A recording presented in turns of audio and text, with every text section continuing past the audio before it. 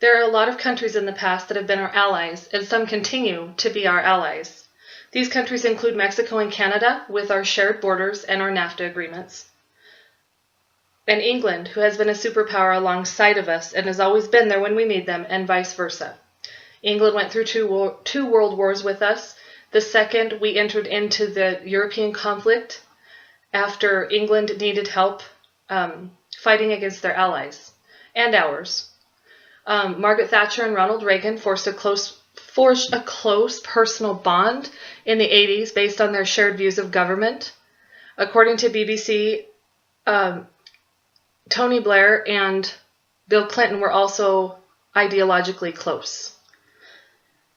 In today's world, however, our most important ally is none of these countries.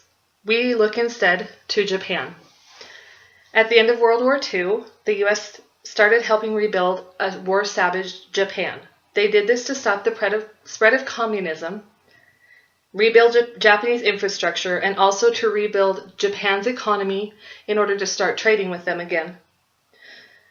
According to History.com, the main occupation of Japan ended in 1952, after the existing government was demobilized and the infrastructure in Japan was well on its way to being rebuilt and more independent.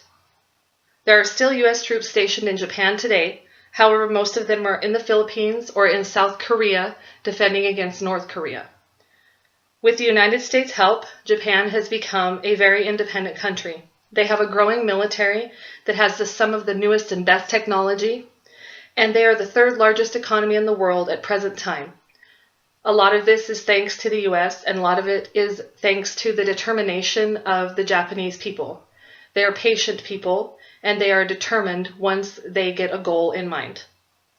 The American influence there is strong, and the United States is mostly accepted in their country and culture in peace. Japan is also a very well strategically placed country geographically for the U.S. military. They are placed well to reach countries such as Pakistan, Korea, Russia, and China, if need be, and we have the support of their military if we need it. We have a good relationship with Japan and have continued to help them during their time of need, such as when the tsunamis hit in 2011. I feel we need to stay strong allies with Japan.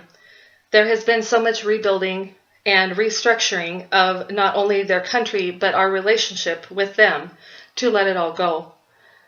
The U.S. is financially ruined right now, and our military is weak. And Japan has a strong military and is the third largest economic superpower in the world at this time. I feel like we could learn something from them. I feel like we could learn something from not only them monetarily, but we could learn something from their culture of patience and their culture of being very strict with themselves. A part of me also feels that if the U.S. decided to pull out of Japan and become less of an ally in our current military and financial state, Japan could cause some damage to us through trade agreements and with our relationship with other countries. It would also open Japan to become allies with someone like China or Russia, and I feel like that would be done through forcible occupation by either one of them. I feel like Japan is our strongest ally, and we need to keep it that way for a very long time. We have a tradition of, it seems like over the years, of knocking a country down and then helping it rebuild. And I feel like we need to continue to help Japan rebuild. And as they become more and more independent, we need to take a page out of their book and become a little bit more independent ourselves.